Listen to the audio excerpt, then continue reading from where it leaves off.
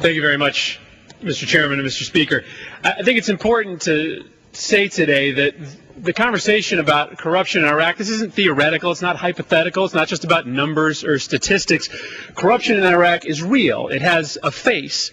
And frankly, it's no secret to those Iraqis who are picking up their newspapers and their media outlets every day and finding out the corruption that is rampant there.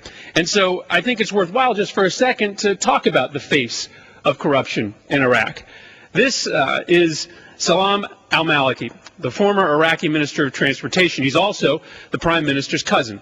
He was accused of abusing his official position to purchase real estate at a fraction of its value.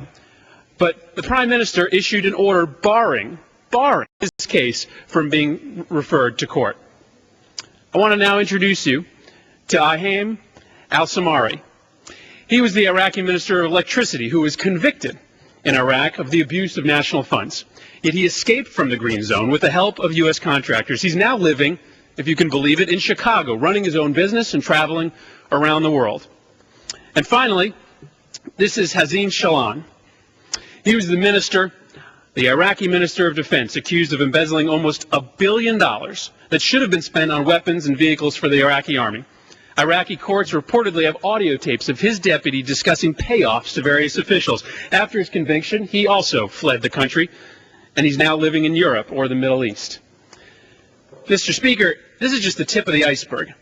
But this administration doesn't think that the American people should be concerned or even know about this. By refusing to answer questions and retroactively classifying corruption reports, this administration has proved once again that they either don't trust the American people or they know that their case for continuing this war is so weak that they have to obfuscate the facts on the ground.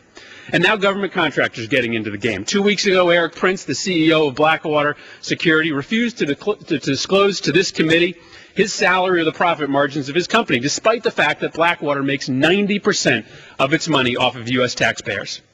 This cannot stand, Mr. Speaker, and I, for one, I'll never support another war funding authorization that doesn't provide for the redeployment of forces out of Iraq. But for those on this floor who do support this war, I plead with you to at least demand accountability for the billions of wasted dollars that we have thrown at the Iraqis. Do not stand here on the House floor telling us that we cannot afford to heal children throughout the United States of America if we aren't even asking questions and getting the appropriate documentation that we require on the billions of wasted dollars in Iraq. I yield back the balance of my time.